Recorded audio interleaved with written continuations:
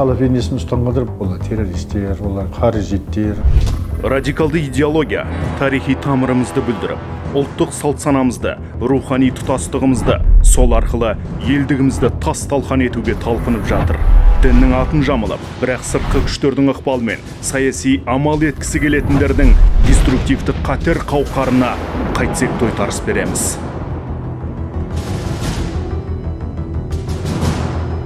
Басқалардың өзгеше киініп, қоғамның несіне қарамастан, орысша айтқанда, не считаюсь дейме, не дейді, кейде грубить етіп қойған. Телерімізде басқа бар, жаңағы намаз оқымайтындарды жаңағы кәпір де түбі фитна тууға әкеліп соғылмады.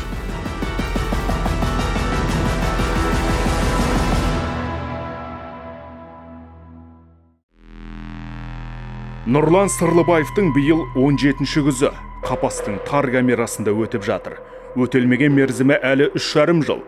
Кеңес үкіметінің шекпенінен шыққан қоғам имандылыққа ден қойғанда, ол іліміздемеді. Рухани сұранысын умен толтырып, псевдо-салафиттерге ерді. Бүлікшілер қазақтың дәстүрлі дін жолын бұрмалады. Талай шаңырақтың шырқын бұзды. Әлеуметтік діни алауыздық туғызуға күш салды. Салафизм ұстанғандар балатты амин деп айқайлайды. Местный нелер амин деп айқайлама дейді. Имамдар, басқалар. Біз олардың айтқаны көнбейміз. Кім ертінде едіңіздер негізі сол замандарда? Фамилиялар керек болып тұр ма? Қадыров. Азамат Қадыров деген. Мединде оқып келген, 7 жыл оқып келген. Кәпір де туысқандарымен жаңа араласпай қойып, сондай қателіктерден болды. Салафи ұстанғандар таудан түскен тас сияқты.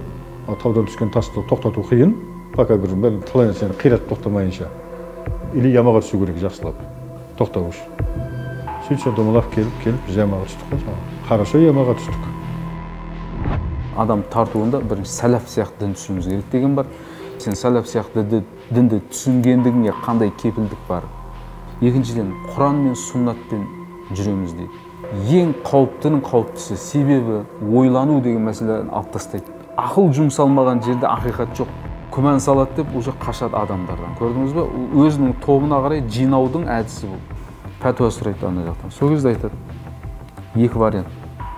Біреуі не өлесің дейді. Дінің үшін соқсасын, шахид боласың. Не дейді? Екінші вариант. Ол жерден көшіп кетесің дейді. Хижра жасайсың дейді. Мұхаммед Абдул-Вахабтың көзқарасын ұстанушылар болып шыққаннан кейін бізде ол қиратушы деген көзқарас баға беріле бастады. Сырлыбаевтың сыбайластарында дін атын жамылған алаяқтар ақырет азабы жайлы әңгімемен арбапты. Ойсыз, арсыз тобырды үрейде ұстап, Мұхаммед ибн Абдул-Вахабтың зорлық-зомбылыққа негізделген жазбаларын оқытады. Аз уақытта такфир шығартып Шымкент қаласында құзырлы органның ғимаратын жармақ болады. Бірақ күшті құрылымдар діттегендеріне жеткізбей тұтқындады.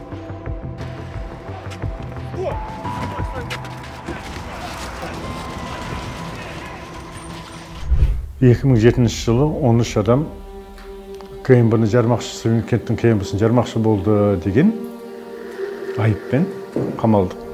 Бұл системада одан кейін ешкімдердің басын сипамайды, тем более терроризмге отқаннан кейін 16 жыл берді. Өкпе деген не деген бар? Абида. Ол таңдаған түнек оны түрмеге түсірді. Алғашында абақтыда теологтармен тілдеспей тіресті. Сотталғандарға терроризмді насихаттап, мерзіміне тағы 8 жыл қосып алды. Осылайша 60-қа таяған жасында бала шағасынан жырақта, абақтыда ұры-қарымен қалды. Түзеу мекемелердің бір осал жері дейміз, жаңағы бір теріс ықпалы да сол.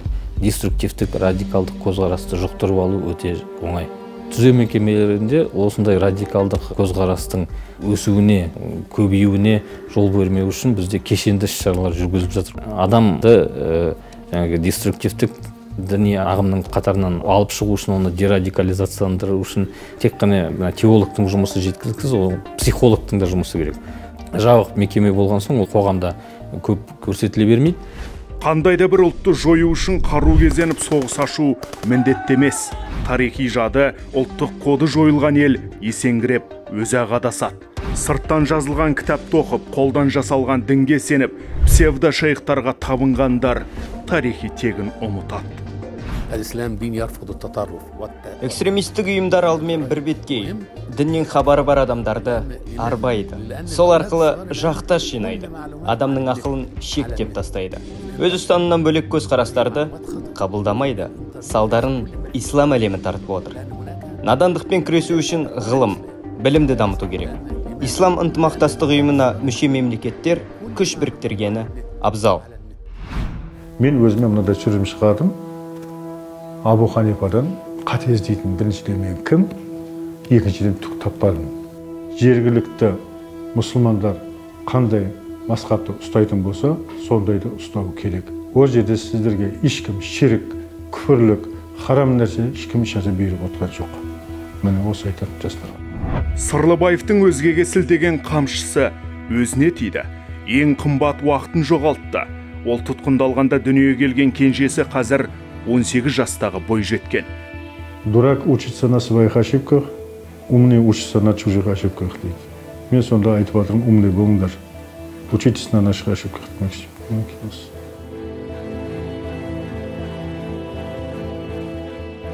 Отбасына алаңдаған ағамыз қазір діни оңалту шараларына өзі сұранып жүр. Бүліктен алыс, бірлікке жақын болғысы келеді. Бағасын беретін мамандар.